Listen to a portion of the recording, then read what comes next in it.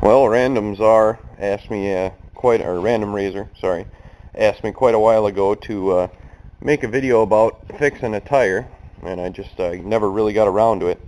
So I've got this tire off my dad's truck. It's got a hole in it, and I'm going to show you how to use tire plugs today. This hole is a little bit bigger.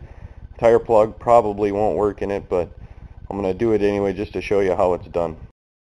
Now the first thing you need when plugging a tire is obviously a kit to plug the tires. I got this one from Walmart. It was like 10 bucks. Had a bunch of plugs in it, and it's got patches too. I've never used the patches because it's just a pain in the ass for me. But these are the tire plugs. You've got a tool here where you can ream out the hole and make it bigger so the plug will fit. And wouldn't you know it, it's made in the USA from Walmart. I couldn't believe that. And then you've got the other tool that actually inserts the plug into the hole. So now I'm going to show you how they all work. Well, the first thing you got to do is figure out where your hole is. So pump your tire full of air, and usually you take soapy water and put it on here and look for bubbles. But I don't know if you can hear that, but this one's got a pretty big hole in it, so I already know where it is. And then you take your reamer tool, and you take the nail out or whatever's in there, and you ream out the hole as best you can with your reamer. You don't want to get it too big, but you want to get it big enough to be able to put the plug in. So now once the hole is reamed out, you can go get your plug and set that up. Now I've got the plug threaded through just like a needle on this tool, which is kind of hard to do with one hand on the camera. So I did that while it was turned off. But you find your hole, which is right there, and you push real hard, and you put the plug in. Now you don't want to push the plug all the way in. Usually these things will have a stopper on them that will stop it before the plug goes all the way in, but this one doesn't. So you get it in there a good ways, and then you just pull out, and there we go. Plugs in. You take a pair of side cutters and snip that little extra bit off, and it should work. Now this hole is way too big, and you can hear the air coming out, so it didn't really fix this tire, but that's how you would do it if you had a smaller hole from like a nail or whatever. One thing you got to keep in mind with these plugs is you don't want to use them anywhere on the sidewall here or near the sidewall, because this part flexes as you drive and the plugs can come out.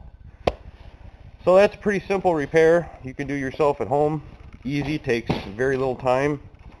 I prefer it to patching the tire just because it's so easy. I don't have to take the tire off the rim or anything. But this one is going to have to be patched. Maybe a plug patch or something.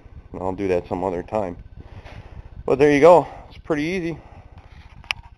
Now I've got a tire in here off the Toyota that keeps going flat. There's a couple of reasons. It's got a few leaks. This whole bead around here leaks a little bit.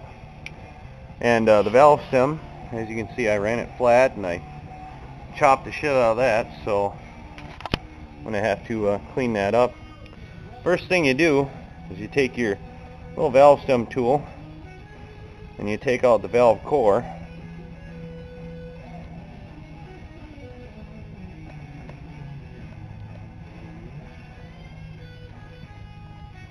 And you let all the air out. Now, if there was air in it, there we go, you hear it hiss like that.